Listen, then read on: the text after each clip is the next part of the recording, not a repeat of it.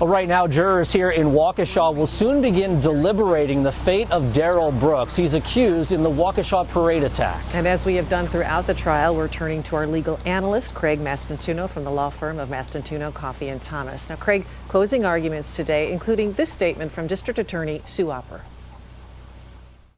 When does the intent exist? Doesn't have to be even for a second.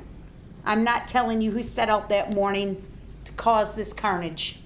But when he became enraged back here, he didn't give a damn.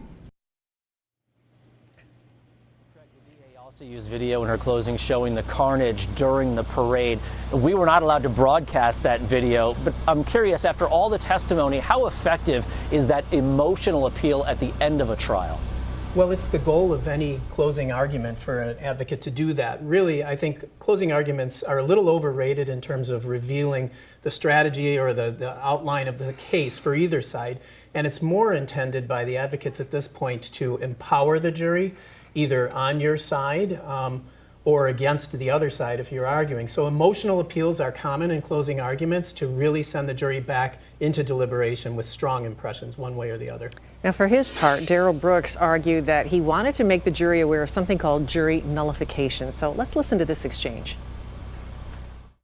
So the circumstances of this case and your insistence on arguing jury nullification has resulted in this court creating this rule. I haven't argued it. I said that I wanted to inform the jury of their power. I never once said I'm going to make an argument, I'm going to give them a jury instruction. You may not advise them or make them aware in any way that they have the power.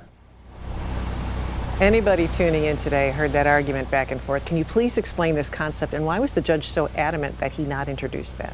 Sure, because the law is clear in Wisconsin and in other states that juries have an unreviewable and absolute power to acquit a defendant in a criminal case, even if the law technically shows that they may be guilty in the interest of justice. However, judges don't inform jurors of that power, and parties are not allowed to argue that expressly to a jury.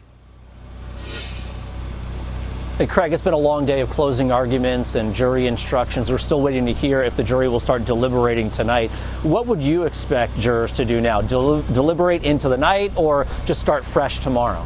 Well, Waukesha does have a tradition of working into the evening in jury trials. I myself have waited on juries in Waukesha County into the later evening hours, so it wouldn't be entirely surprising to me if the judge, perhaps in consult with the parties, in this case that's Mr. Brooks himself rather than his lawyer, asked opinions on that, maybe gauged an opinion from the jurors themselves, and proceeded perhaps for an hour or so if they felt like proceeding tonight. If not, she'll instruct them and then bring them back in the morning to begin their deliberations. And we do know they will be sequestered this evening. Thank you, as always, Craig Mastantuono.